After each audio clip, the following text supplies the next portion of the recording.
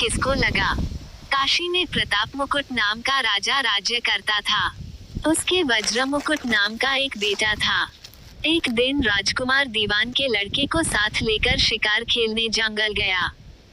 घूमते घूमते उन्हें तालाब मिला। उसके पानी में कमल खिले थे और हंस किलोल कर रहे थे। किनारों पर घने पेड़ थे, जिन पर पक्षी चहचहा रहे थे। दोनों मित्र वहां रुक गए और तालाब के पानी में हाथ मुंह धोकर ऊपर महादेव के मंदिर पर गए। घोड़ों को उन्होंने मंदिर के बाहर बांध दिया। वो मंदिर में दर्शन करके बाहर आए तो देखते क्या है कि तालाब के किनारे राजकुमारी अपनी सहेलियों के साथ स्नान करने आई है। दीवान का लड़का तो वहीं एक पेड़ के नीचे बैठा रहा, पर राजकुमार से न रहा गया। वो आगे बढ़ गया। राजकुमारी ने उसकी ओर देखा तो वह उस पर मोहित हो गया। राजकुमारी भी उसकी तरफ देखती रही। फिर उसने किया क्या कि जूड़े में से कमल का फूल निकाला, कान से लगाया, दांत से कुतरा, पैर के नीचे दबाया और फिर छाती से लगा, अपनी सखियों के साथ चली गई। उसके जाने पर राजकुमार निराश हो अपने मित्र के पास आया और सब हाल सुनाकर बोला, मैं इस राजकुमारी के बिना नहीं रह सकता। पर मुझे न तो उसका नाम मालूम है, न ठिकाना। वह कैसे मिलेगी? दीवान के लड़के ने कहा, राजकुमार आप इतना घबराएं नहीं, वो सब कुछ बता गई है। राजकुमार ने पूछा, कैसे? वह बोला, उसने कमल का फूल सिर से उतारकर कानों से लगाया तो उसने बताया कि मैं कर्नाटक की रहने वाली हूँ। दांत से कुतरा तो उसका मतलब था कि मैं दंतबाट राजा की बेटी हूँ। पांव से दबाने का अर्थ था कि मेरा नाम पद्मावती है और छाती से लगाकर उसने बताया कि तुम मेरे दिल में बस गए हो। इतना सुनना था कि राजकुमार खुशी से फूल उठा। बोला, अब मुझे कर्नाटक देश में ले चलो। दोनों मित्र वहां से चल दिए। घूमते फिरते, सैर करते, दोनों कई दिन बाद वहां पहुंचे।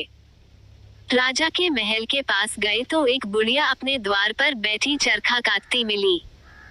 उसके पास जाकर दोनों घोड़ों से उतर पड़े और बोले, माई, हम सौदागर हैं। हमारा सामान पीछे आ रहा है। हमें रहने को थोड़ी जगह दे दो। उनकी शक्ल सूरत देखकर और बात सुनकर बुढ़िया के मन में ममता उमड़ आई। बोली, बेटा, तुम्हारा घर है। जब तक जी में आए, रहो। दोनों वहीं ठहर गए। दीवान के बेटे ने उससे पूछा, माई, तुम क्या करती हो? तुम्हारे घर में कौन कौन है? तुम्हारी गुजर कैसे होती है?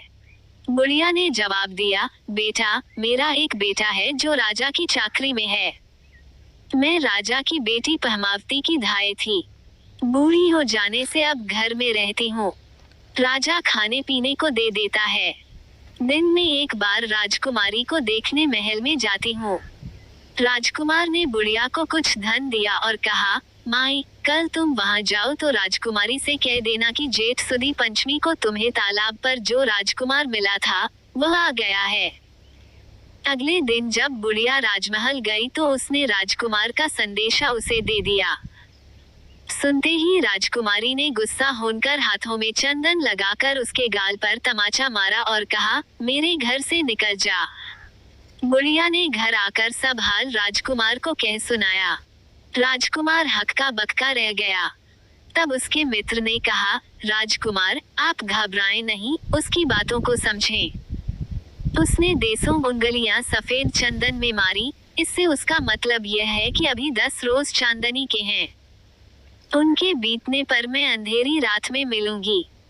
10 दिन के बाद बुढ़िया ने फिर राजकुमारी को खबर दी तो इस बार उसने केसर के रंग में 3 उंगलियां डुबोकर उसके मुंह पर मारी और कहा, भाग यहाँ से। बुढ़िया ने आकर सारी बात सुना दी।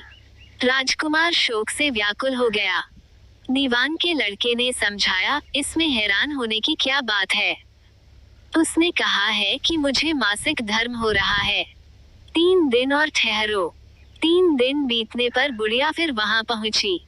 इस बार राजकुमारी ने उसे फटकार कर पश्चिम की खिड़की से बाहर निकाल दिया। उसने आकर राजकुमार को बता दिया। सुनकर दीवान का लड़का बोला, मित्र, उसने आज रात को तुम्हें उस खिड़की की राह बुलाया है। मारे खुशी के राजकुमार उछल पड़ा। समय आने पर उसने बुढ़िया की पोशाक पहनी, इत्र लगाया, हथियार बांधे। दोपहर रात बीतने पर वो महल में जा पहुंचा और खिड़की में से होकर अंदर पहुंच गया। राजकुमारी वहां तैयार खड़ी थी। वो उसे भीतर ले गई। अंदर के हाल देखकर राजकुमार की आंखें खुल गईं। एक से एक बढ़कर चीजें थीं। रात भर राजकुमार राजकुमारी के साथ रहा।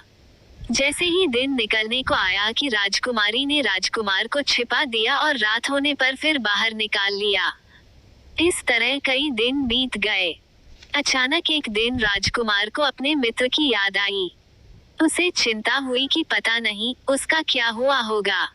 उदास देखकर राजकुमारी ने कारण पूछा तो उसने बता दिया। बोला, वो मेरा बड़ा प्यारा दोस्त है, बड़ा चतुर है।